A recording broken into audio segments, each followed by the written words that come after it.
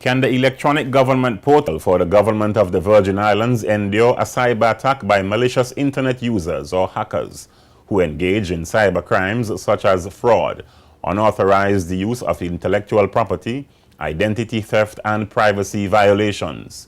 Not an option, but a necessity for the government of the Virgin Islands is how Chairman of the E-Government Steering Committee, Honorable Marlon Penn, described the launch on Tuesday, January 20, at the Premier's conference room. But posting sensitive information on the World Wide Web necessitates very stringent security measures. When asked about the security of the new portal, Penn said the site is protected by some of the best security tools on the market. One of the key elements that we looked at when we were developing the site was security. The government still maintains its current security infrastructure. We're also looking at encryption in terms of the data transmission when it relates to transferring payments and so forth. So we're looking at best practice as it relates to security. We have some of the best security tools from different vendors. I wouldn't want to share that with the public, but we have some very best-in-breed security tools that we use within the government service currently. So we've already looked into that aspect of security. It's very important to us and critical to us with this project. Phase 2 of the e-government project would usher in online payment for government services, such as driver's license and work permit renewals, in addition to other online transactions. I don't want to give a specific timeline in terms of the rollout of Phase 2, but I just want the public to know that we're aggressively working on that strategy. And there are some departments that are closer than others in relating to some of the services that can be offered. And the key component for us is to have in place a central payment gateway that will facilitate the collection of payments online. So we're now working through those details with a group out of the OCS who's already done a development in this area to see how that process could work for us. And we're looking at some other options as well. So once the payment gateway is in place, it'll be easier for us to transition the departments who have already far along the process, like the Civil Registry, the custom systems and so forth, to get them online as far as transmitting some of their services online. Penn says in the interim, the Department of Information Technology, or DOIT, will be responsible for the management of the site, but also pointed to new employment positions in the future. We're using the current project team to pilot this initiative to manage the aspects of the site. We're currently looking to expand the overall management of the site throughout the ministries to have what we call SMEs, subject matter experts, responsible from each ministry, responsible for the content and the management of the overall site.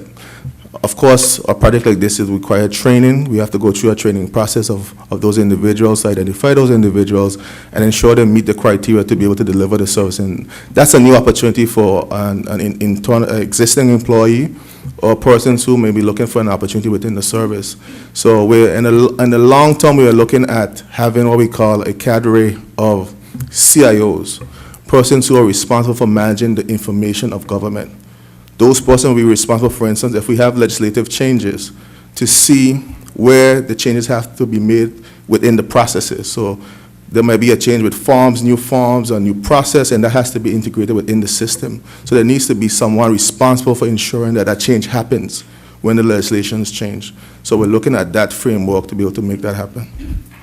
Prior to Tuesday's launch, over 30 websites were hosted by the various ministries and departments of government. Premier Dr. Orlando Smith says the new site means no more inconsistency and lack of compatibility between the multiple sites which were created by different companies. This erection was important. You see, prior to this moment, we had more than 30 websites. This means that more than 30 look and feel of government, more than 30 layouts.